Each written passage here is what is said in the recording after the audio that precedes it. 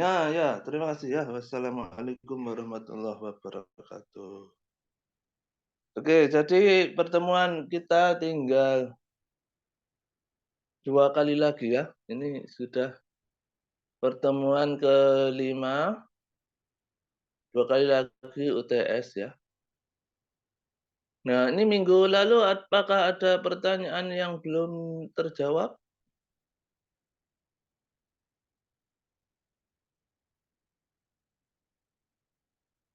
Presenter minggu lalu?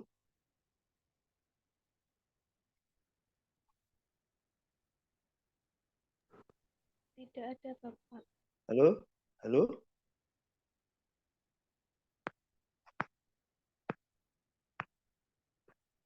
Mana presenter minggu lalu? Wah, pasti tidur ini jangan-jangan.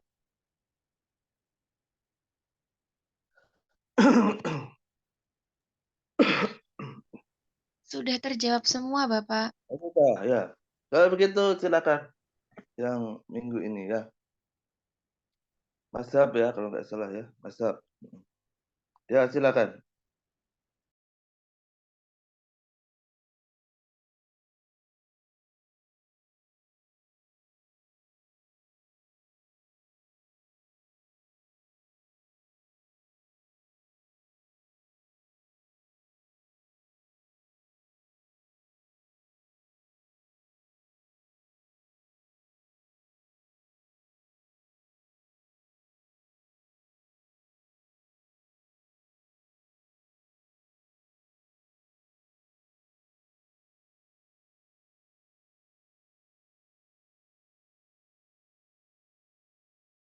Baik, Assalamualaikum warahmatullahi wabarakatuh.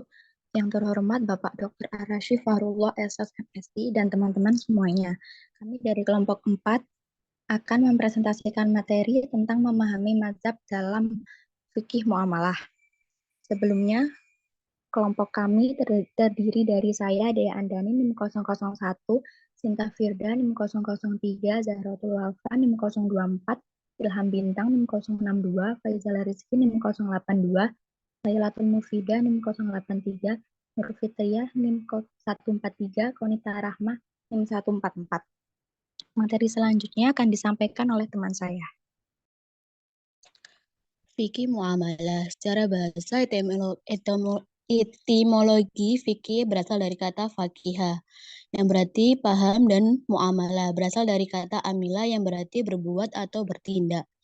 Fikih muamalah merupakan salah satu dari bagian persoalan hukum Islam seperti yang lainnya, yaitu tentang hukum ibadah, hukum pidana, hukum peradilan, hukum perdata, hukum jihad, hukum perang, hukum damai, hukum politik, hukum penggunaan harta, dan hukum pemerintahan. Semua bentuk persoalan yang dicantumkan dalam kitab fikih adalah pertanyaan yang dipertanyakan masyarakat atau persoalan yang muncul di tengah-tengah masyarakat. Next.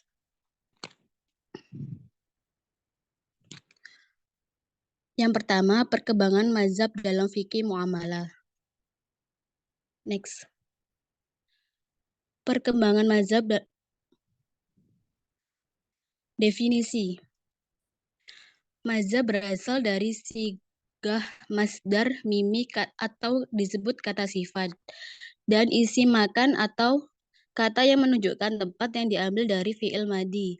Zahaba yang berarti pergi.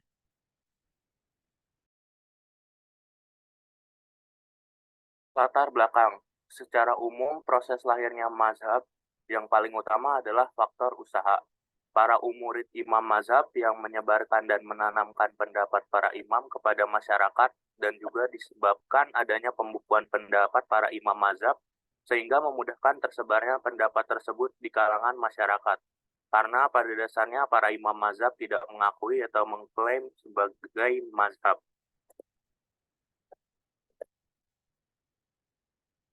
Contoh perkembangan mazhab dalam fikih muamalah. Menurut mazhab Syafi'i, penyebab diharamkan jual beli arak, bangkai, dan babi adalah najis. Sebagaimana yang dijelaskan dalam hadis Nabi Muhammad SAW di atas. Adapun mengenai berhala, pelarangannya bukan karena najisnya, melainkan semata-mata tidak ada manfaatnya. Bila ia telah dipecah-pecah menjadi batu biasa, berhala tersebut boleh diperjualbelikan sebab dapat dipergunakan untuk bahan bangunan dan lain-lainnya.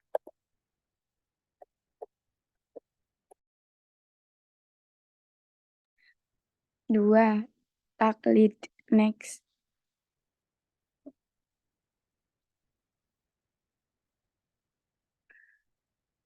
Taklid. Apa itu taklid? Bagaimana sejarah kemunculan taklid?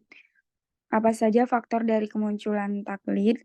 Apa saja contoh taklid dalam kehidupan sehari-hari? Next. Taklid.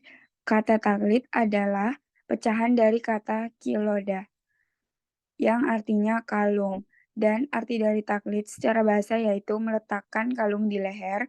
Sedangkan menurut istilah dalam dunia fikih, arti taklid yaitu mengikuti perkataan seorang tanpa mengetahui hujah atau dalil yang digunakan olehnya.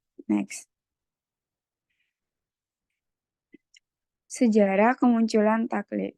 Faktor yang menyebabkan para fuqaha memilih jalan taklid adalah pergolakan politik yang menyebabkan negara Islam terpecah menjadi negara kecil, di mana setiap negeri mempunyai penguasa sendiri yang diberi gelar Amirul Mukminin. Next.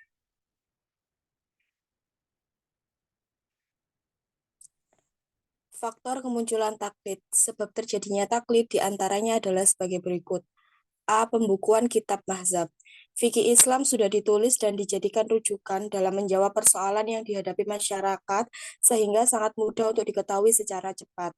Dan yang mendorong para ulama untuk beristihad pada zaman itu karena ingin mengetahui hukum dari sebuah masalah yang baru muncul di tengah masyarakat yang belum ada hukumnya. B. Fanatisme mazhab. Para ulama pada periode ini sibuk dengan menyebarkan ajaran mazhab dan mengajak orang lain untuk ikut dan berfanatik kepada pendapat fuqaha. C. Jabatan hakim. Para khalifah biasanya tidak memberikan jabatan hakim, kecuali kepada mereka yang memang mumpuni dalam bidang ilmu Al-Quran dan sunnah Rasulullah SAW, serta memiliki kemampuan untuk beristihad dan menggali hukum. D. Ditutupnya pintu ijtihad. Petaka besar menimpa fikih Islam pada periode ini, di mana kesucian ilmu ternodai, orang-orang berani berfatwa, menggali hukum, sedangkan mereka sangat jauh dari pemahaman terhadap kaidah dan dalil-dalil fikih yang pada akhirnya mereka berbicara tentang agama tanpa ilmu. Next. E. Pergolakan politik. Chaos politik telah mengakibatkan terpecahnya negeri Islam menjadi beberapa negara kecil, sehingga negeri-negeri tersebut selalu mengalami kesibukan perang, fitnah-memfitnah, dan hilangnya ketentraman masyarakat. F. Fanatisme mazhab baru. Pada fase ketiga atau pembangunan, pengembangan, dan kodifikasi hukum Islam, telah timbul mazhab-mazhab yang mempunyai manhaj dan cara berpikir tersendiri di bawah seorang ilmu mujtahid. G. Kodifikasi pendapat mazhab. Kodifikasi pendapat-pendapat mazhab telah memudahkan seseorang untuk mencari jawaban atas permasalahan yang dihadapinya. Pada fase-fase sebelumnya, para fuqaha terpaksa harus beristihad karena dihadapkan pada hal-hal yang tidak ada hukumnya dalam syara'. Next.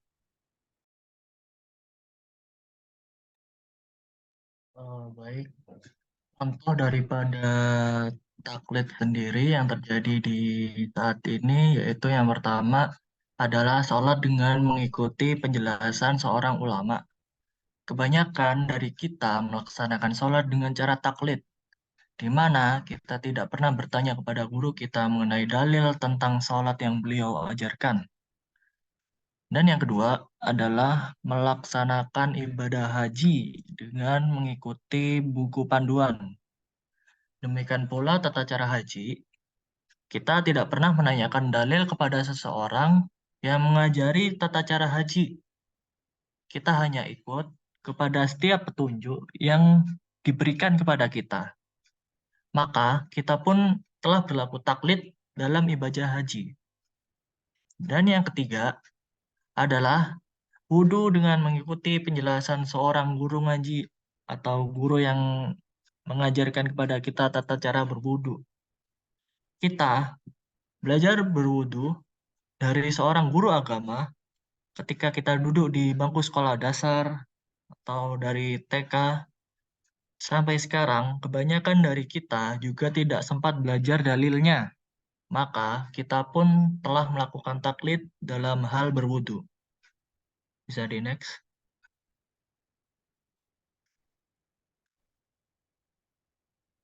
Baik, untuk materi selanjutnya adalah talfik. Next.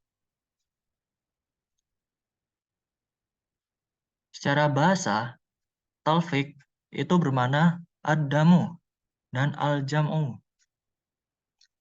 Dalam bahasa Indonesia, keduanya dengan mudah kita memaknai sebagai menggabungkan. Secara istilah, ternyata kita tidak menemukan definisi talfik ini dari para ulama fikih klasik.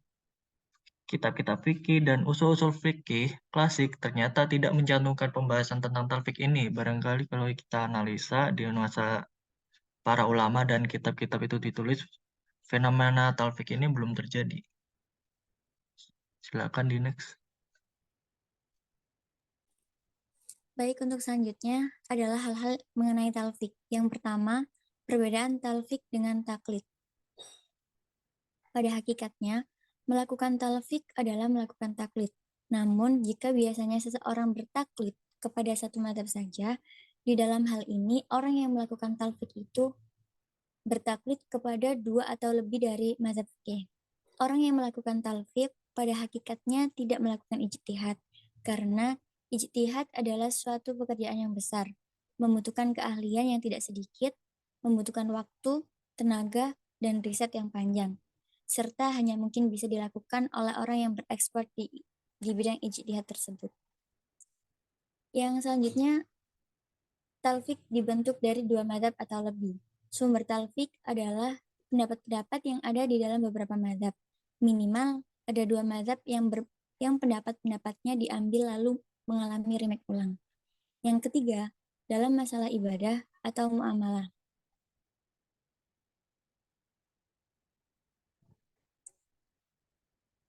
Talfik hanya dilakukan di wilayah praktek fikih yang merupakan wilayah ibadah atau muamalah fikih, bukan di wilayah akidah dan prinsip fundamental agama. Dalam hal ini, setiap satu jenis ibadah tertentu pasti memiliki rukun, syarat, dan ketentuan. Dan kenyataannya, di setiap mazhab merumuskan rukun dari suatu ibadah dengan ketentuan yang berbeda-beda. Bisa di next. Selanjutnya adalah batasan-batasan talfik. Yang pertama, bukan masalah qat'i. Yang dimaksud di sini adalah apa yang ditalfik itu adalah masalah-masalah yang bersifat ijtihadiyah dalam urusan masalah fikih. Suatu masalah yang dimungkinkan para ulama memang berbeda-beda dalam hasil ijtihad mereka, karena tidak ada dalil atau nas yang qat'i secara dilalah. Maka kita tidak mengenal istilah talfik dalam masalah i'tiqadiyah atau wilayah yang masuk di dalam urusan fundamental akidah. Talfik juga tidak dilakukan dalam masalah yang sudah qat'i, baik secara subut ataupun secara dilalah. Misalnya masalah yang sudah menjadi ijma' para ulama, seperti bahwa sholat itu dilakukan 5 waktu dan hukumnya adalah fardu ain. Tidak ada istilah talfik di dalamnya. Yang kedua, bukan pindah mazhab. Talfik itu mencampur, mengaduk, dan mengoplos beberapa pendapat fikih dari beberapa mazhab.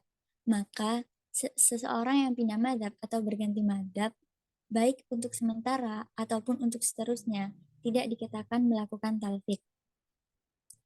Yang ketiga, dalam satu masalah, talfik itu berarti mencampur dari dua sumber atau lebih. Namun, pencampuran itu dilakukan di dalam satu masalah ibadah atau muamalah. Maka, orang yang sholatnya ikut mazhab Asy-Syafi'iyah, tapi puasanya ikut mazhab Al-Malikiyah, tidak dikatakan mencampur mazhab, sebab pencampuran itu terjadi pada dua masalah yang berbeda dan terpisah dan tidak saling berpengaruh. Talfik hanya terjadi manakala pencampuran itu dilakukan di dalam satu masalah yang sama, atau dua masalah tetapi saling terkait.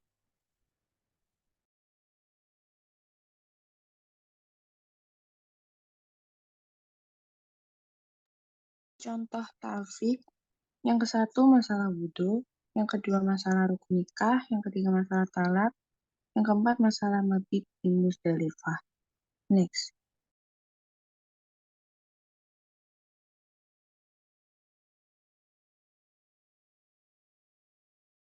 Yang bukan termasuk talfik. Sebelumnya sudah diterangkan bahwa talfik itu punya batasan dan definisi yang khas, sehingga bisa dibedakan dengan mudah terhadap hal-hal yang mirip dengannya. Namun tetap bukan termasuk talfik. Tindakan-tindakan yang menyerupai talfik, namun kalau diteliti lebih dalam ternyata tetap. Bukan talfik antara adalah yang ke-1 mura'at al-khilaf. Mura'at al-khilaf bermakna menghindari khilaf. Yang kedua, ihdat kaul salis adalah memproduksi pendapat yang ketiga. Maksudnya ketika ada dua pendapat yang berbeda, seseorang tidak mengikuti pendapat yang pertama, juga tidak mengikuti pendapat yang kedua. Namun justru dia menciptakan lagi sebuah pendapat yang benar-benar baru, yang kita sebut pendapat ketiga. Yang ketiga, tatabu ar-rukhas.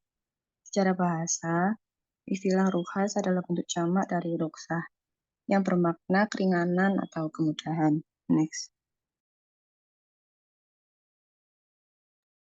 Kesimpulannya, mazhab dalam fikih muamalah merujuk pada pendekatan dalam hukum Islam yang berkaitan dengan transaksi dan hubungan ekonomi dalam kehidupan sehari-hari. Mazhab dalam Islam digunakan sebagai pedoman untuk memahami dan mengatur berbagai aspek dalam kehidupan.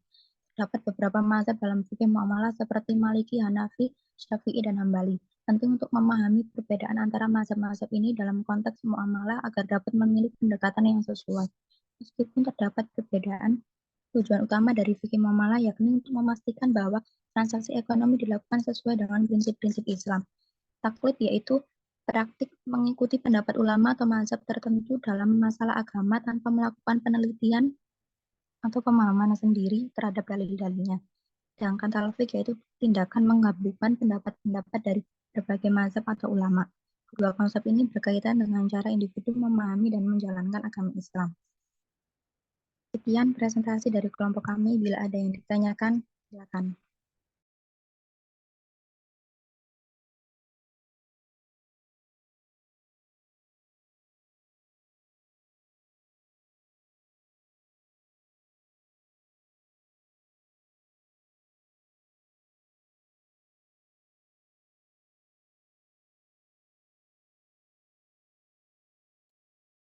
Ya, silakan kalau ada pertanyaan.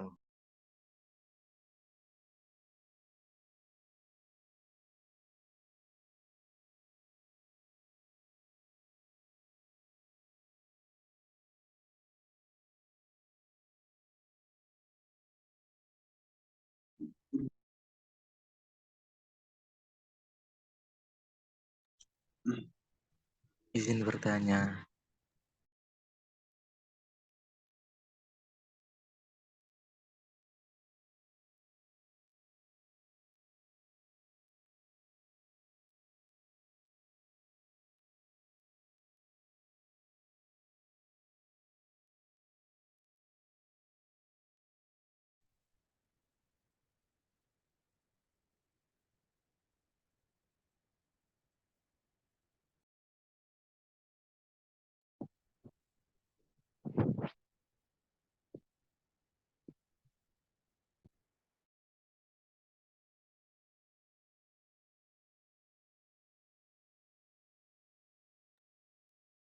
Iya, untuk Ira silakan bertanya.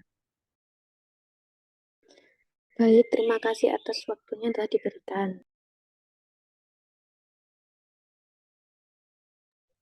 Izin bertanya kepada kelompok 4, kan di PPT tadi di bagian latar belakang mazhab itu ada karena pada dasarnya para imam mazhab tidak mengakui atau mengklaim sebagai mazhab.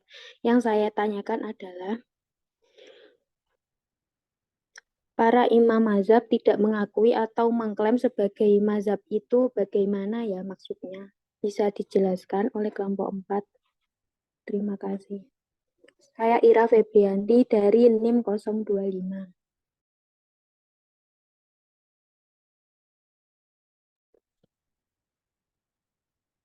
Izin tanya.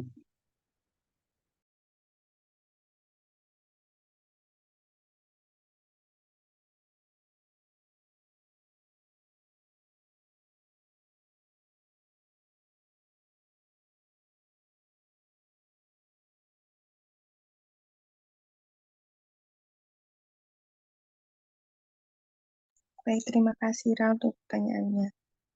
Sekarang Wafiko silakan bertanya. Terima kasih untuk waktunya. Saya Wafiko Nur Azizat, NIM 005, ingin bertanya mengenai di bagian penjelasan talfik, penjelasan bahwa talfik dibentuk dua madzhab atau lebih yang pendapatnya diambil dan diremes ulang. Boleh dijelaskan lebih rinci? Terima kasih.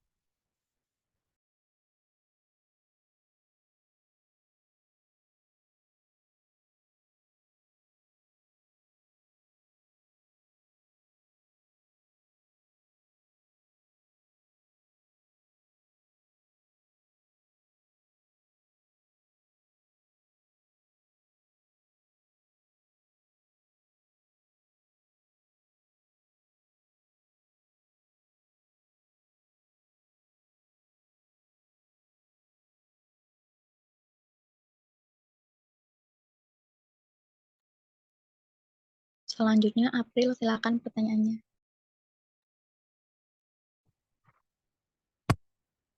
Baik, terima kasih atas waktunya. Kelompok 4, izin bertanya, apa yang menjadi penyebab terjadinya perbedaan mazhab dalam fikih muamalah? Terima kasih.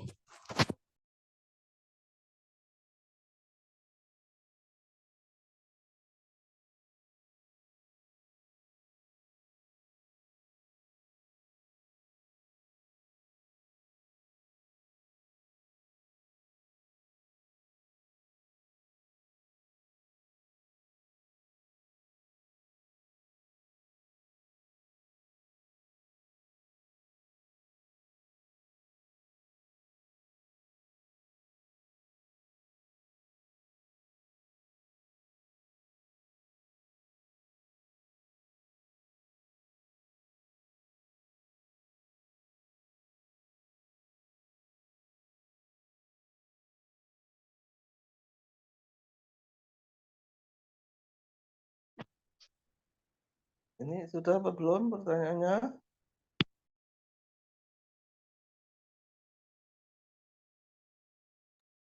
Silakan Andi pertanyaannya. Oke, terima kasih waktunya atas kelompok 4. Saya Andi Riyadi, ini 023. Tadi kan dijelaskan yang bukan talfik adalah pindah dari mazhab. Nah, semisal kita berhaji, nah itu kan awalnya kan di Indonesia kan mazhab Syafi'i. Nah, terus di sana kan biasanya kan para ulama kan pindah ke mazhab Maliki kan, kenapa? Karena mazhab Syafi'i adalah jika terkena sentuhan kulit dengan wanita saat tawaf maka batal wudhunya. Makanya di sana pakai Maliki itu, bisa dijelasin nggak kenapa? Kau nggak boleh pindah mazhab itu?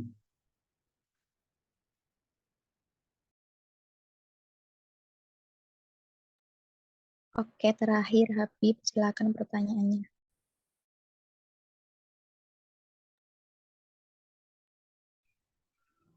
Izin bertanya dari kelompok 4. Bagaimana hukum talfik dengan tujuan mencari yang paling ringan? Hukumnya dari setiap mazhab tanpa ada uzur syar'i. Terima kasih.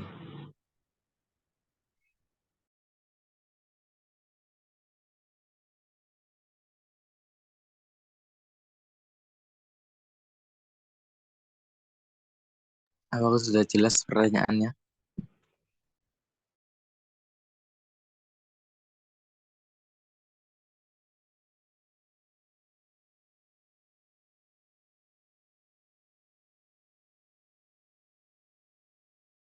Oke, sudah.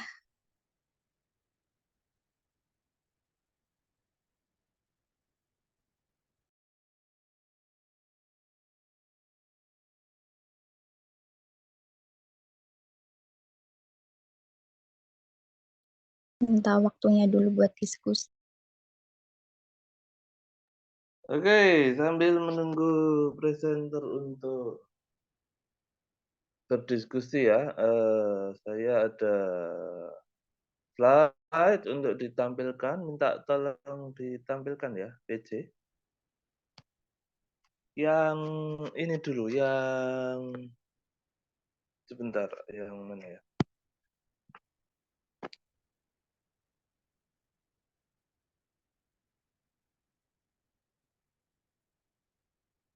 Yang PPT dulu kayaknya, yang PPT dulu.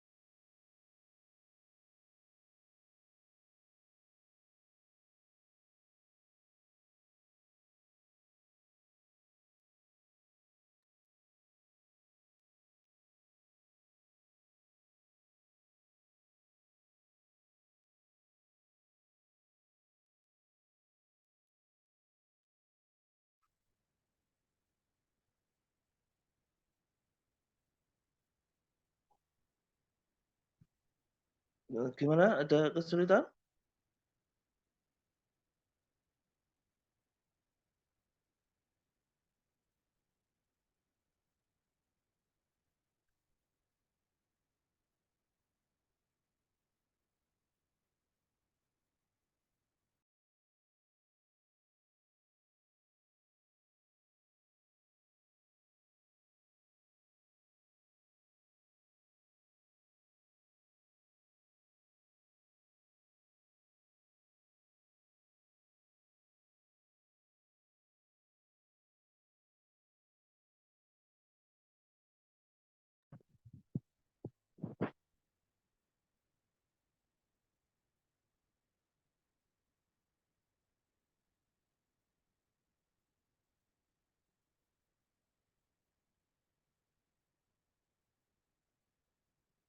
Halo, halo, apa? Siapa namanya? April?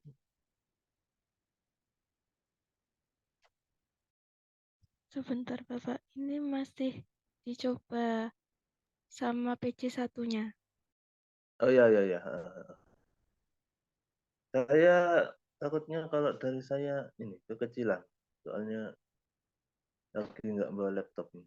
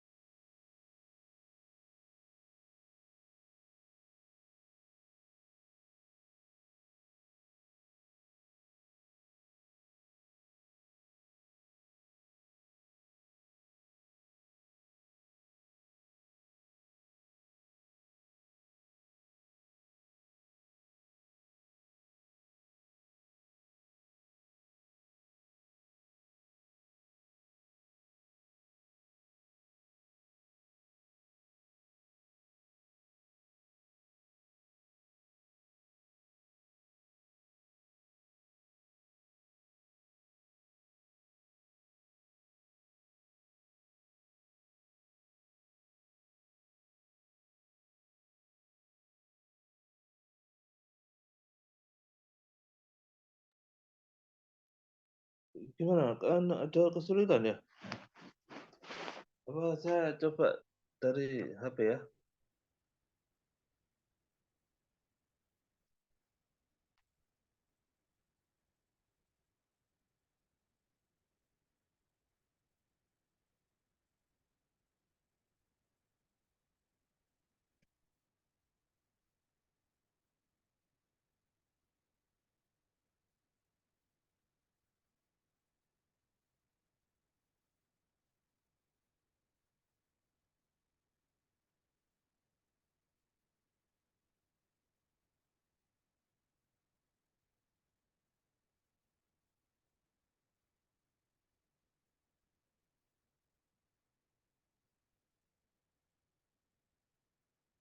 Ya, apakah sudah kelihatan ya? Sudah kelihatan? Sudah?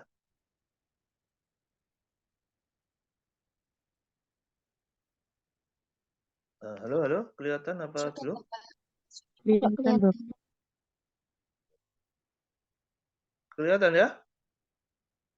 Mana tuh ya? Oh ini. Nah, ya.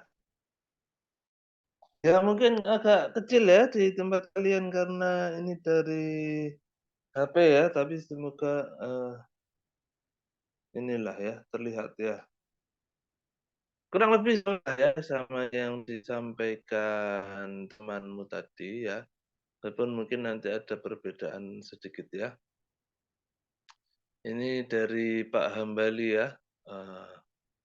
Disampaikan di UNER. Wah, jadi kayak rasanya kalian kayak kuliah di UNER ini ya. Nah, mazhab fikih adalah aliran pemikiran tentang hukum Islam yang penetapannya merujuk pada Quran dan hadis. Beberapa fuqaha yang terkenal ya. Yang terkenal itu adalah Imam Abu Hanifah atau mazhab Hanafi, Imam Maliki, ya tahu, mazhab Maliki, Imam Syafi'i, mazhab Syafi'i, Imam Ahmad bin Hambal, mazhab Hambali. Nah, kan gitu ya. Walaupun sebetulnya nanti kalau belajar lebih dalam lagi itu ada beberapa mazhab yang ini ya, apa namanya? Ini kan yang terkenal ya. Jadi ada beberapa mazhab yang agak sedikit kurang dibahas begitu ya, yang kurang terkenal gitu ada ya sebetulnya ya. Imam Abu Hanifah An-Nu'man bin Sabit bin Zauta At-Taim Al-Kufi. Ya, lahir di Kufah. Makanya namanya Al-Kufi. Nah, gitu ya. Al-Kufi. Ada ulama yang namanya Al-Samarkandi. Nah, itu karena beliau asalnya dari Samarkand. Nah, ada yang namanya, ada tuh ulama Indonesia yang terkenal di Arab ya. Namanya Al-Jawi sampean ya, karena dari orang Jawa ya. Corak pemikiran hukum Imam Abu Hanifah adalah rasional ya. Kemudian nanti kalau kalian belajar lebih lanjut lagi ada dua kelompok besar ya. Jadi ada Ahlur Ra'yu yang cenderung rasional. Yang satu lagi, aduh saya lupa istilahnya apa ya. Apa ya? Pokoknya yang satu rasional, yang satu lebih ke ini ya, lebih ke teks ininya, lebih ke teks dari sumber aslinya, dari Quran hadisnya itu lebih ke teksnya ya. Dasar pemikiran hukum Al-Quran hadis, pendapat sahabat, qiyas ya, yang sudah kita bahas ya. Istihsan, ijma, uruf. Penyebaran mazhab Hanafi ini, nah itu saya punya tuh dulu sebetulnya ya. Cuman saya lupa tak taruh di mana ya. Mungkin nanti kalian bisa cari ya. Ada peta penyebaran mazhab. Nah, ada tuh peta penyebaran mazhab. Misalnya saya lupa taruh di mana ya filenya. Penyebaran mazhab Hanafi di Afghanistan, Cina, India, Irak, Lebanon, Mesir, ya, Pakistan, Rusia, Suriah, Tunisia, Turkistan, Turki, dan Balkan. Mazhab Hanafi. Walaupun kalau Turki itu sudah ini ya, Turki itu sekuler banget dia ya. Turki itu sekuler ya. Jadi ya walaupun saya belum pernah ke sana sih, tapi katanya sudah sekuler banget ya. Dia ke barat-baratan, jadi agamanya itu sudah mulai ditinggal begitu ya. Walaupun banyak Islamnya juga itu di Turki ya. Imam Maliki, berarti mazhabnya Maliki. Masyhur dengan julukan Imam Darul Hijrah. Imam Darul Hijrah ya. Lahir di Madinah. Corak pemikiran hukum dipengaruhi sunnah yang cenderung tekstual. Nah, ini kan yang tadi saya sampaikan ya. Ada yang ahlur ra'yu, yang satu yang lebih cenderung tekstual. Begini ya. Dasar pemikiran hukum Quran, hadis, ijma, qiyas, maslahah mursalah, amal ahlul Madinah, dan pendapat sahabat. Apa itu amal ahlul Madinah? Jadi beliau ini percaya bahwa apa yang dilakukan oleh orang Madinah itu sudah sesuai dengan sunnah Rasul begitu ya, karena menurut beliau Rasulullah kan lama tinggal di Madinah ya, dan masyarakat itu sudah ibaratnya belajar langsung dari Rasulullah begitu ya, sehingga menurut Imam Maliki ini amal ahli Madinah ini perbuatannya penduduk Madinah ini itu sudah maksudnya sudah sesuai dengan sunnah Rasulullah gitu ya, menurut beliaunya ya, Imam Maliki. Daerah penyebaran mazhab Maliki di Kuwait ya, Spanyol ya, jangan lupa di Eropa itu kan ada juga negara-negara yang dulu pernah dikuasai Islam ya. Kalau kalian belajar, kan sudah belajar ya sejarah pemikiran ya toh. Itu kan ada dulu yang dikuasai Islam itu ada Granada kan begitu ya, Andalusia, terus Turki juga dulu sebelum sesudah perang salib itu kan ada gereja Hagia Sophia yang kemudian jadi masjid kan gitu ya. Kan Turki itu kan ini ya. Jadi Turki itu setengah Eropa, setengah Asia ya, Turki itu ya. Oke, kemudian di Saudi khususnya Mekah, ini mazhabnya Maliki. Kemudian Afrika, Mesir, Tunisia, Aljazair, Maroko.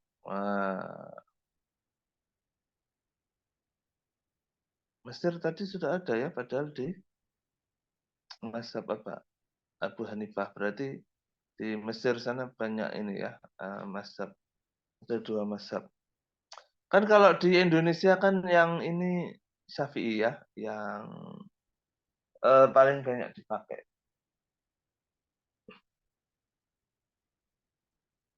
Maroko, Aljazair.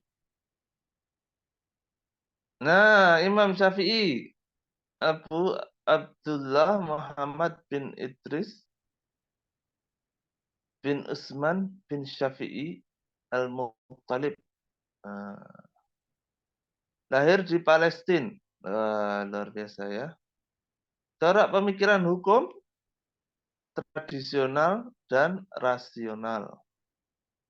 Dasar pemikiran hukum Quran, hadis, ijma, qiyas. Ya. Berarti berbeda kan sama Maliki sama siapa tadi? Hanafi ya. Kan kalau ini kan ya, kalau ada maslahah mursalahnya sama nah, kalau Hanafi ini nih yang pakai istihsan gitu ya. Tapi kalau Syafi'i dia ini ya Al-Qur'an, hadis, ijma, qiyas. Daerah penyebaran Bahrain, India, Indonesia, Kazakhstan, Malaysia, Suriah, Turkmenistan, Yaman, Arab Saudi khususnya Madinah, Arab Selatan, Asia Timur, Asia Tengah. Ya, nanti dicarilah ya, ada tuh petanya ya, peta.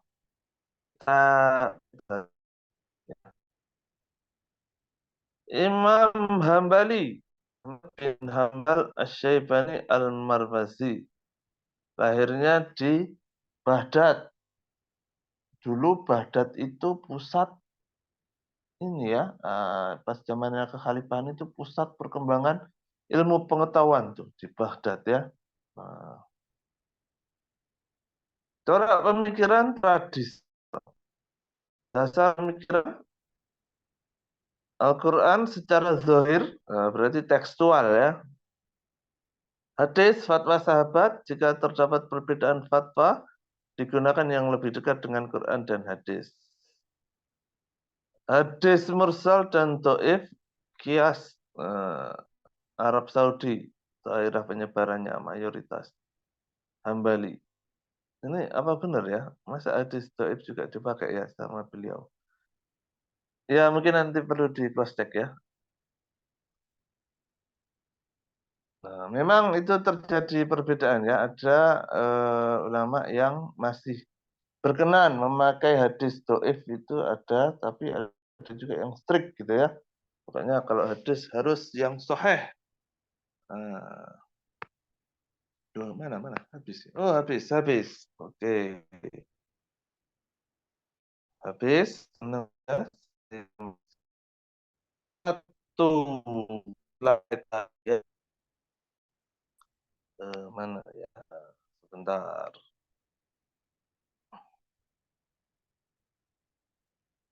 Boleh saya bantu? Halo. Halo, sudah kelihatan? Oh ya, dibantu. Ya, boleh. Sudah bisa ya? Sebentar. Kalau begitu tak matikan dulu. Mana saya? Saya di mana ya? Saya di mana? Oh ini saya. Iya. Ya, tak minta tolong yang satu lagi itu yang itu tadi ya, Pak. PDF ya. Baik. Sebentar ya, Pak.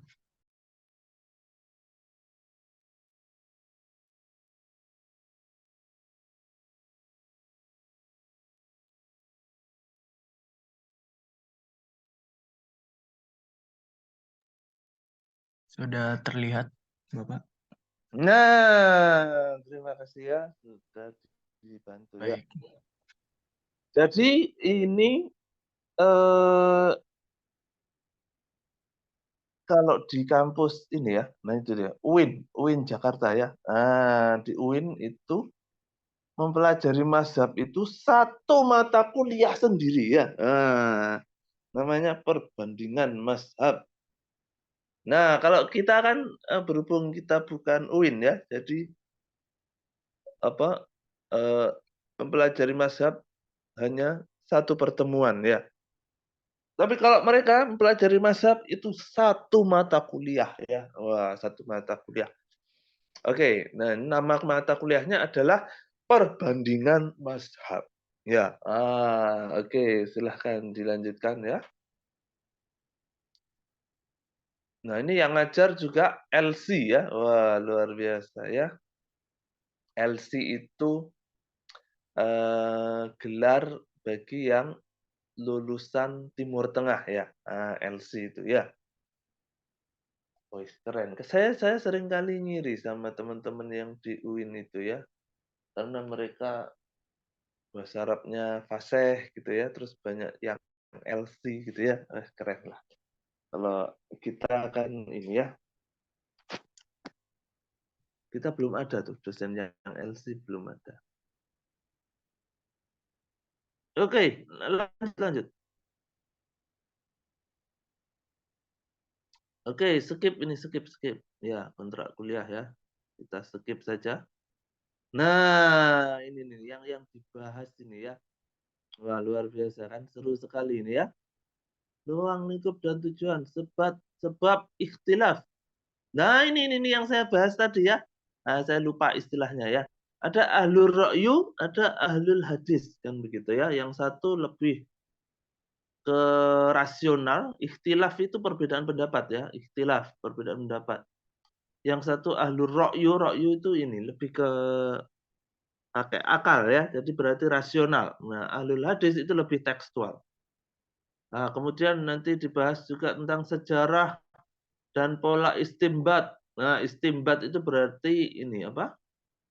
Metode pengambilan hukum ya. Nah, pola istimbat dari mazhab Hanafi dan Maliki. Kemudian terus pola istimbatnya Syafi'i dan Hambali itu bagaimana?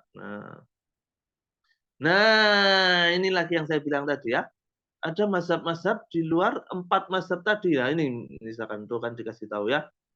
Ada mazhab fikih Syiah, ada mazhab Zohiri, ada mazhab Ibadiyah ya itu kan. Nah, itu kan kita kan biasanya tahunya hanya 4 itu ya. 5 mazhab yang paling terkenal itu ya. Kemudian pendekatan mazhab di zaman modern itu seperti apa? Nah, habis UTS baru membahas perbedaan pendapat dalam wudhu. Ikhtilaf dalam wudhu itu bagaimana ya? Nah, ini kemudian ada bacaan makmum dan bismillah. Loh kan? Ini sebetulnya sudah kelihatan kok sebetulnya ya kalau di Indonesia itu inilah kayak Muhammadiyah sama Nahdien itu kan berbeda ya. Kalau kalian belajar lebih dalam ya. Teman-teman yang di Muhammadiyah itu bismillahnya sir atau tidak terdengar ya sama makmum. Bismillahnya sir. Kalau teman-teman Nahdien kan jar ya, dikeraskan bismillahnya. Kemudian kalau teman-teman Muhammadiyah itu kalau jadi makmum nggak perlu baca Al-Fatihah, tetapi kalau Nahdien nah itu kan tetap baca Al-Fatihah ya, walaupun menjadi makmum. Itu contohnya aja ya. Kemudian ada ikhtilaf qashar dan jamak sholat. Nah, kemudian ikhtilaf lagi perbedaan pendapat di zakat harta anak-anak. Nah, ya tahu? Seru kan kalau belajar ini ya. Sayangnya kita hanya ini aja ya. Kita kan berhubung kita bukan UIN, kita hanya belajar yang ringan-ringan. Kalau belajar ini perbandingan mazhab ini seru banget ini kayaknya ya. Ikhtilaf dalam talak kan begitu. Ini apa ya? Ini kok ada tulisan mengontrol layar ilham secara jarak jauh tekan. Apa ini maksudnya apa ya? Maksudnya ini apa ya?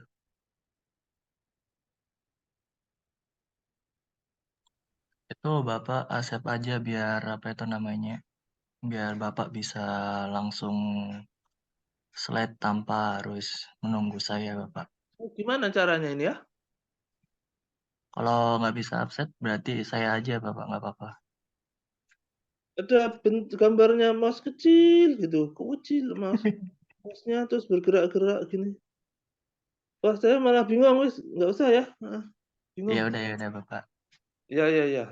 Mungkin bisa kalau pakai laptop ini ya. Oh, oke, Bapak. Jadi ikhtilaf dalam tolak. Nah, tolak. Tolak itu apa?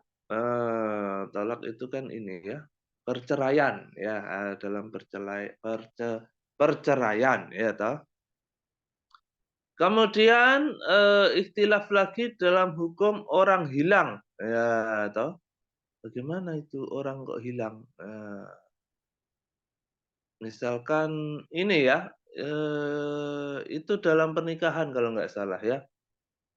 Kalau nggak salah ya, nanti bisa dicek lagi ya. Jadi misalkan ada seorang wanita punya suami, tapi suaminya itu misalkan pamitnya berlayar mencari uang, berlayar ke luar negeri misalkan ya. Tetapi sudah 5 tahun nggak ada kabarnya misalkan. Nah itu gimana? Nah kan begitu ya. Apakah itu dihukumi orang hilang sehingga bisa menikah lagi wanita itu atau bagaimana? Nah itu dibahas. Seru kan ya. Oke, selanjutnya.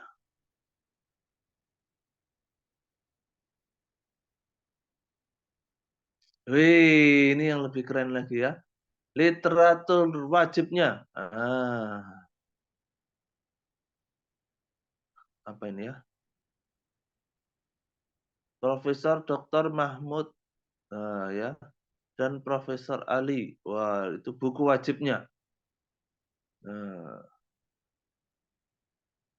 Al-Mazahib fil Fiqh. Ya toh. Wajibnya yang lain, asbabul ikhtilaf al-fuqaha. Wah, sebab-sebab ikhtilafnya para ahli fikih. Wah, ini keren juga ini. Bidayatul Mujtahid Ibnu Rus. Wah, ini kitab klasik sekali ini ya. Kitab fikih 4 mazhab Abdurrahman bin Muhammad Al-Jazir. Wis, keren-keren ini ya. Buku tambahan Tarikh Tasyri' Al-Fiqih Al-Mazahib Al-Khamsah. Pengantar perbandingan mazhab Profesor Tahido Yanggo. Nah, saya cuma punya bukunya yang ini ya. Yang kecil. Ini ada bukunya saya. Pengantar perbandingan mazhab Profesor Huzaimah Tahido Yanggo ini ya. Lucu bukunya kecil ya. Nah, moga-moga nanti saya bisa punya yang kitab-kitab yang gede-gede ini ya. Wah, akan lebih keren. Jadi walaupun memang kita hanya mempelajari satu pertemuan ya, kalau kalian ingin belajar lebih lanjut, nah ini sudah dikasih tahu bocorannya ini ya sama lulusan Timur Tengah ini ya, bahwa literatur wajibnya itu salah satunya ya ini ya, Bidayatul Mujtahidnya Ibnu Rus kan begitu ya. Kemudian kitab fikih 4 mazhab Asbabul Ikhtilaf. Wah, keren-keren ini ya. Atau paling enggak kalau susah nyarinya ya yang itu ya, pengantar perbandingan mazhab itu tipis kok bukunya ya. Mungkin bisa di googling kalian nanti ya. Oke, next. Nah, masih banyak lagi ya. Tetapi masalahnya buku-buku yang kayak gini ini ya, agak susah dicari ya. Apalagi yang itu tuh, Al-Muwatta'nya Imam Malik itu waduh, klasik banget ini ya. Klasik. Juga klasik ini. Nah, oke, next. Pengertian fikih. Al-fiqh bil lughah, kan begitu ya. Secara bahasa, pemahaman. Secara terminologi, pengetahuan tentang hukum syara. Objeknya fikih, perbuatan mukallaf. Ya toh. Sumbernya yang disepakati ulama. Quran, Sunnah, Ijma', Qiyas. Yang utama ya. Kemudian ada juga apa ini? Al-Masadir At-Tabaiyah. Jadi intinya inilah ya, kalian harus bisa membedakan. Oh ini pelajaran yang awal-awal kan ya. Harus bisa membedakan yang mana itu fikih, yang mana itu syariah kan begitu ya. Kalau syariah itu tetap nggak bisa dirubah dan itu semua ahli fikih sepakat. Tapi kalau sudah ke fikihnya itu biasanya para fuqaha. Nah, kenapa namanya fuqaha? Karena ahli fikih kan begitu ya. Fuqaha itu ahli fikih, itu berbeda pendapat. Ya, lanjut.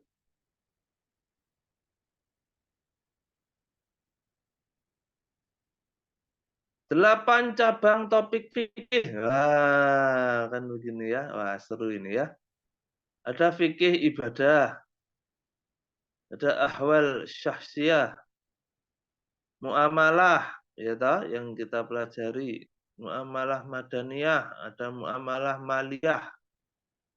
Jinayah. Jinayah dan ukubah itu ini ya, hukuman. Hukuman. Murafaah atau mukhosomah ini apa ya? Saya lupa ini ya. Ahkam al-dusturiyah, ahkam al-dualiyah. Wah, ini saya juga belum belajar ini. Harus dipelajari lagi ini ya. Tetapi kalau di bahasa Indonesia, bahasa Indonesianya ya, itu sudah banyak ya. Misalkan ada fikih wanita ya, membahas tentang wanita. Nah, kita fikih pernikahan ya. Ada fikih siasah, itu tentang politik. Nah, gitu ya. Terus fikih nikah, bahas tentang nikah, tok gitu ya isinya itu ada ya. Periodisasi fikih, periode risalah itu berarti risalah itu berarti turunnya ini ya Al-Qur'an ya. Sama sunnah Rasul. Kemudian Khulafaur Rasyidin. 4 khalifah yang pertama ya ta. Kemudian pertumbuhan fikih. Periode keemasan, periode tahrir, tahrij, tarjih. Kemudian mulai mundurnya fikih. Kemudian taknin. Nah, apa ini taknin ya? Wah, saya juga belum paham. Mazhab fikih. Nah, ini ya yang kita tahu kan baru 4 tadi ya, padahal banyak ya.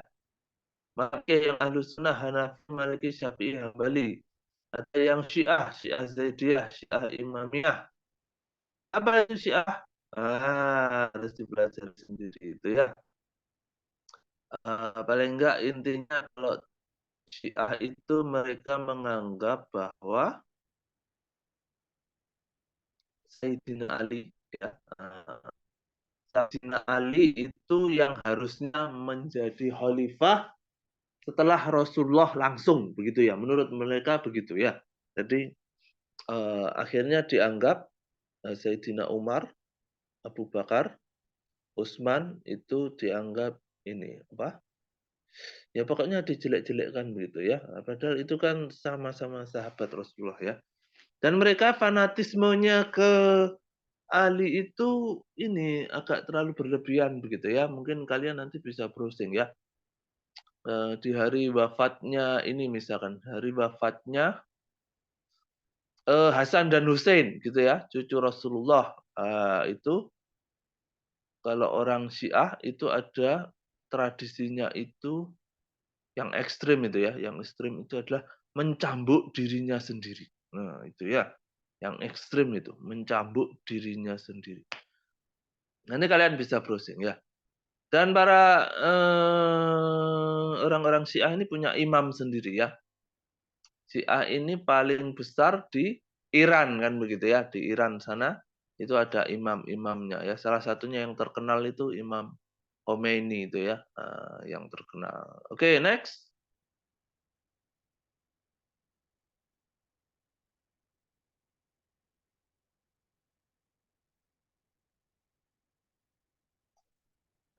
Ini adalah ini ya, bagus sekali ini ya. Kalau kalian nanti mungkin nanti bisa di-share ya ke teman-temanmu. Ini era ininya ya. Jadi urutan tahunnya itu ya. Itu ya. Ada Imam Mazhab Ja'fari itu kan, ada Mazhab Ja'fari. Terus ada Mazhab cuma Mazhab Ja'fari sini yang kelihatan ya. Berarti dia lahirnya sama dengan Hanafi ya kan? Habis itu Maliki. Terus disusul Syafi'i. Yang paling muda berarti Mazhab Hambali, paling muda ya. Oke, next. Ini ada timeline-nya kan begitu ya, ada garis waktunya. Alur pembentukan hukum fikih dari sumber hukum, kemudian menjadi usul fikih, ya sudah dipelajari belum ya usul fikih ya? Ada kalau nggak salah ini pelajarannya ya. Kemudian dari usul turun ke fikih, kemudian turun ke qawaidul fikih, kaidah fikih, baru menjadi fikih yang baru atau qanun. Oke, next.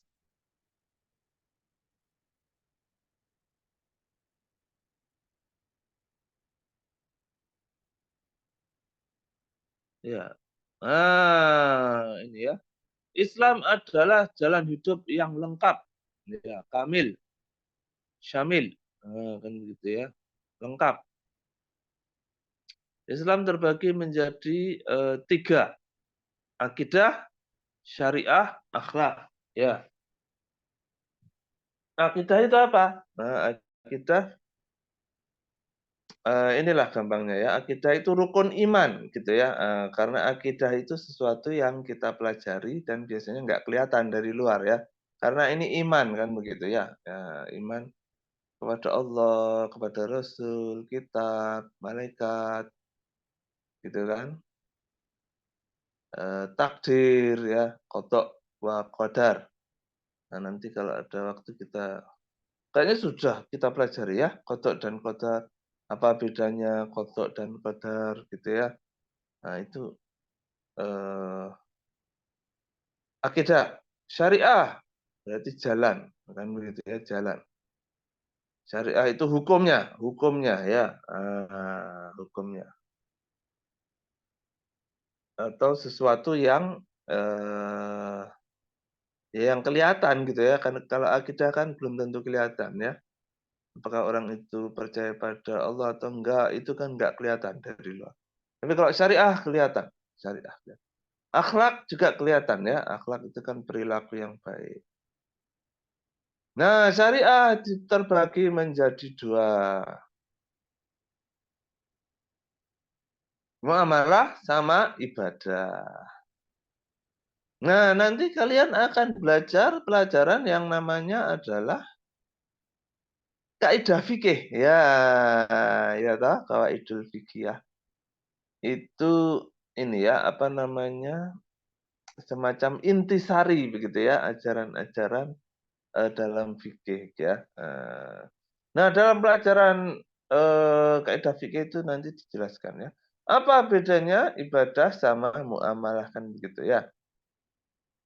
Jadi kalau muamalah itu, kaidah fikihnya itu adalah al-aslu fil muamalah al-ibahah hatta yadullu dalil ala tahrimiha. Jadi segala sesuatu dalam muamalah itu boleh kecuali ada dalil yang mengharamkannya. Ya, jadi semuanya boleh kecuali yang diharamkan. Nah, kalau ibadah itu sebaliknya. Ya, ibadah itu sebaliknya. Semuanya enggak boleh kecuali yang disuruh. Nah, begitu ya. Itu bedanya ibadah dengan muamalah. Ibadah itu semuanya enggak boleh kecuali disuruh. Maksudnya apa? Maksudnya adalah kalian enggak boleh ngarang dalam hal ibadah. Misalkan sholat itu 5 kali. Ya sudah. Yang disuruh 5 ya 5. Jangan terus nambahin. Wah, kurang banyak kayaknya sholat. Saya mau sholat 7 kali deh sehari. Nah, itu enggak boleh ya. Nah, kalau muamalah itu sebaliknya. Segala hal itu boleh kecuali yang dilarang. Ya, misalkan bikin bank. Oh, boleh-boleh saja. Hukum awalnya ya, hukum asalnya boleh. Bikin bank boleh. Tetapi yang dilarang apa? Riba. Oh, berarti kalau begitu bikin bank yang nggak ada ribanya. Bikin asuransi. Boleh, silahkan ya. Tetapi ada yang dilarang. Misalkan apa yang dilarang? Horornya dilarang. Dan kalau begitu bikin asuransi yang nggak ada horornya, kan begitu ya. Bikin pegadaian, oh boleh. Nah, tapi apakah ada yang dilarang dalam pegadaian itu? Ada, misalkan kalau melibatkan bunga misalkan. Kalau gitu bikin pegadaian syariah. Kan begitu ya. Oke, lanjut.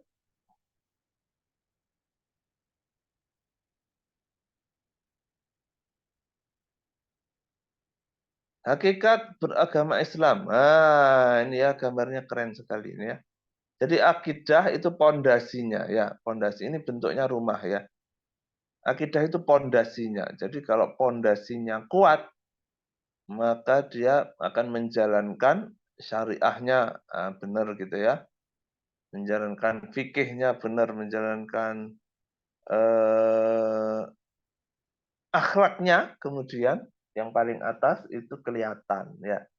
Kalau pondasinya kuat ya, kalau pondasinya lemah, biasanya fikihnya juga lemah gitu ya, karena dia keimanannya terhadap surga dan neraka itu lemah, akhirnya dia syariahnya lemah, sholatnya bolong-bolong misalkan karena akidahnya setengah-setengah nggak kuat.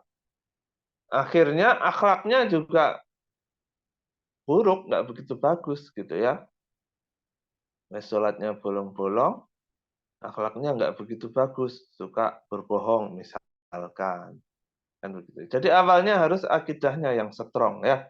Akidahnya harus kuat, harus mengakar. Oke, next. Ini kayaknya sudah ini ya, sudah kelamaan, nanti bisa dibaca sendiri ya. Bisa dibaca sendiri. Kalau ada yang nggak paham boleh tanya ke saya ya. Sekarang ini saja, balik ke presenter untuk menjawab pertanyaan teman-temanmu ya. Oke, terima kasih ya. PC sudah dibantu apa tadi? Menampilkan ya. Terima kasih.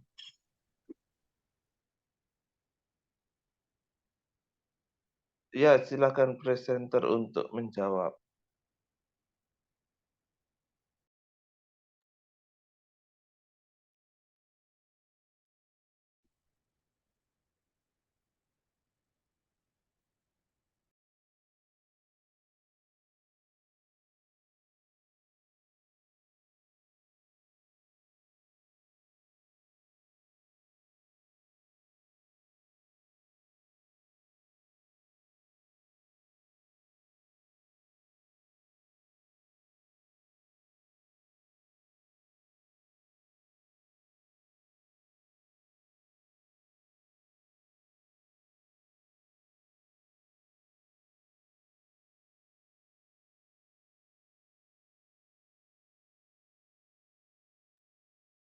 Baik, terima kasih atas pertanyaan teman-teman sebelumnya.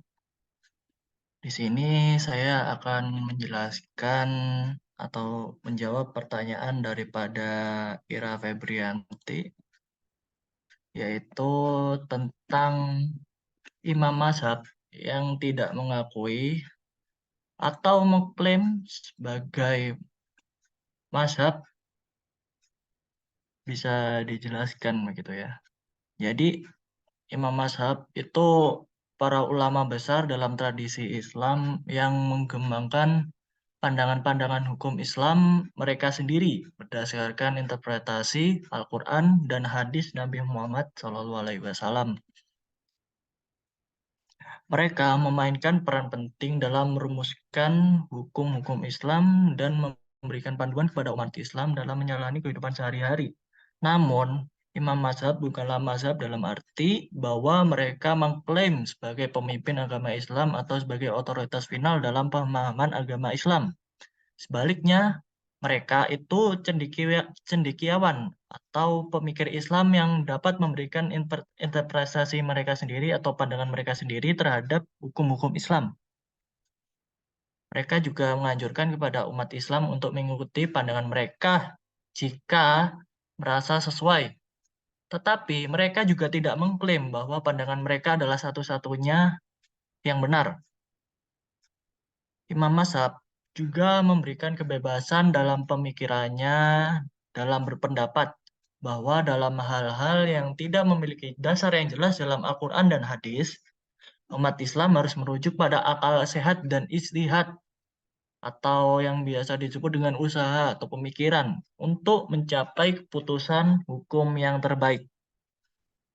Di sini sudah penjelasan saya dari pertanyaan dari Ira Febrianti. Apakah sudah jelas atau masih kurang? Ada yang perlu ditambahkan? Baik, sudah jelas. Terima kasih atas jawabannya. Yoi. Baik, untuk selanjutnya mohon izin saya akan menjawab pertanyaan dari Wafiq Nur Azizah. Penjelasan mengenai bahwa talfik dibentuk dua mazhab atau lebih yang pendapat-pendapatnya itu diambil dan di-remake ulang. Maksud di-remake ulang di sini adalah kita ambil contoh sederhananya saja. Dalam bahasa teknologi, talfik itu mirip dengan melakukan kanibalisme antara part time dari suatu mesin.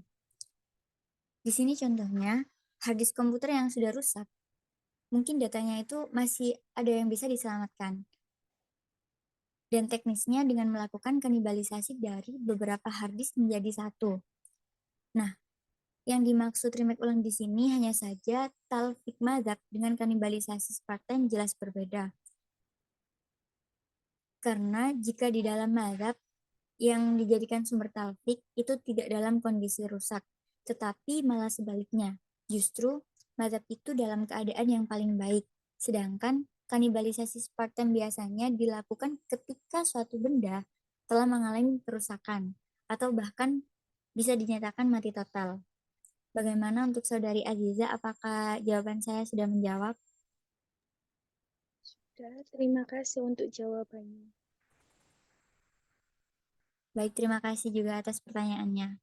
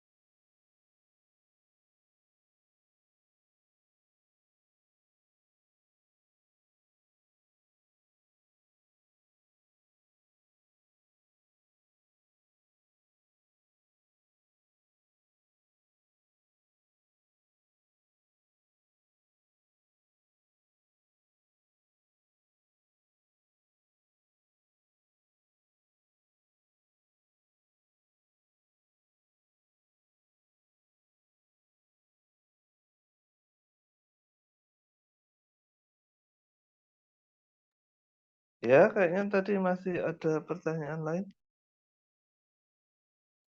Iya, Bapak. Baik, saya akan menjawab pertanyaan dari Aprilia Ika. Apa yang menjadi penyebab terjadinya perbedaan mazhab dalam fikih muamalah? Jadi, terjadinya perbedaan dalam mazhab disebabkan oleh terjadinya perbedaan pendapat di kalangan ulama. Perbedaan pendapat inilah yang kemudian melahirkan mazhab-mazhab Islam yang masih menjadi pegangan orang sampai sekarang. Mungkin itu apakah sudah terjawab, April? Baik, terima kasih sudah menjawab. Terima kasih. Oke, sama-sama.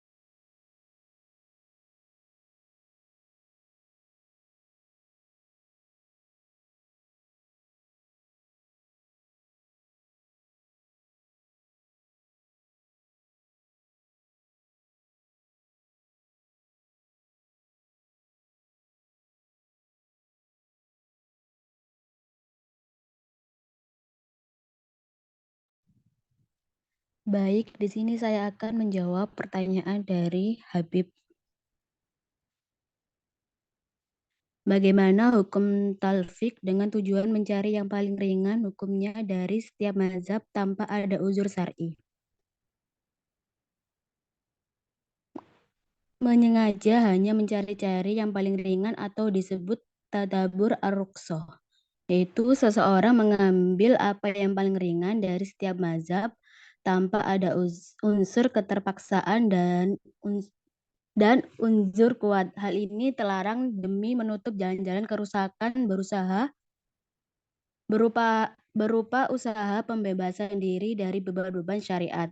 Al-Ghazali berkata, tidak boleh seseorang mengambil mazhab lain dengan seenaknya, dan seorang awam juga tidak boleh memilih yang menurutnya paling enak dan setiap mazhab dalam setiap masalah. Lalu dia memperlebarnya ke semua masalah dengan tanpa ada keterpaksaan.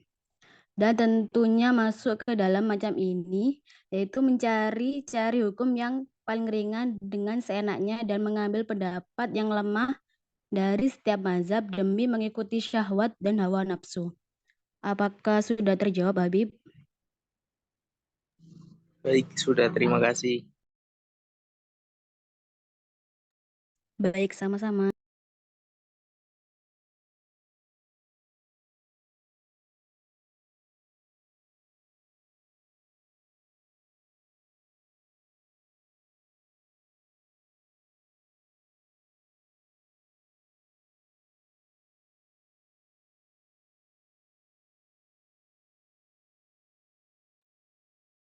Apa sudah habis ya pertanyaannya?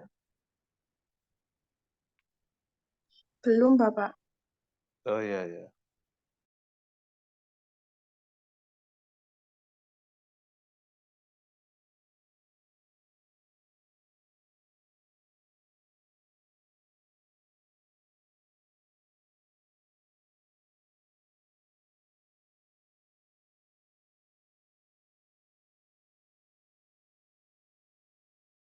Izin menjawab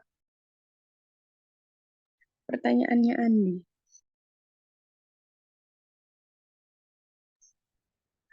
Talfik itu kan istilah untuk menggabungkan hukum-hukum dari berbagai mazhab dalam Islam. Nah, prinsip dasarnya dalam fikih itu, seorang muslim harus mengikuti satu mazhab dalam urusan fikihnya. Namun ada beberapa pengecualian yang dapat memungkinkan perpindahan mazhab dalam situasi tertentu. Nah, contohnya itu haji, perpindahan dari mazhab Syafi'i ke mazhab Maliki.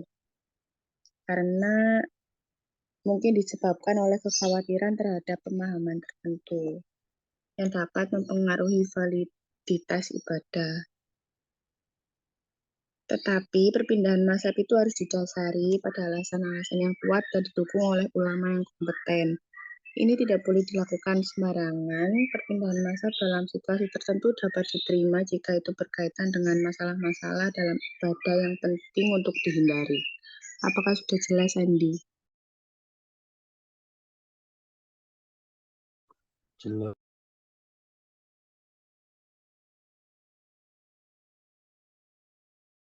Baik, terima kasih.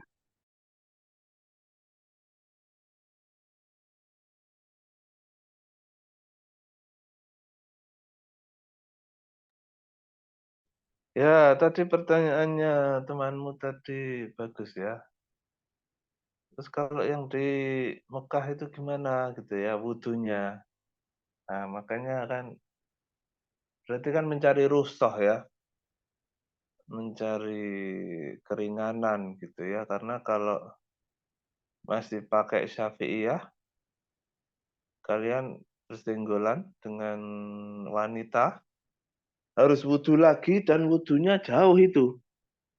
Sudah kadung di depan Ka'bah, wudhunya harus turun ke bawah cari tempat wudhu dan itu sangat merepotkan begitu ya, makanya akhirnya pakai mazhab Malikiyah dulu di sana ya. Nah, mazhab Malikiyah gimana pendapatnya? Kan pendapatnya jadi itu kan aula mastumun nisa itu ya di Al-Qur'annya ya, aula mastumun nisa itu ada perbedaan pendapat menafsirkan, nah, kan begitu ya. Kalau Syafi'iyah memakai terus apa namanya, mastumun nisa menyentuh wanita itu ya menyentuh gitu ya, menyentuh sesuai dengan teksnya menyentuh. Tetapi kalau Malikiyah yang dimaksud mastumun nisa menyentuh wanita itu adalah hubungan seksual suami istri begitu ya, sehingga kalau menyentuh biasa tidak batal menurut mereka begitu ya. Oke, ini sudah habis ya pertanyaannya ya. Sudah, Bapak. Oke, ya kalau begitu kita lanjutkan minggu depan ya, insya Allah.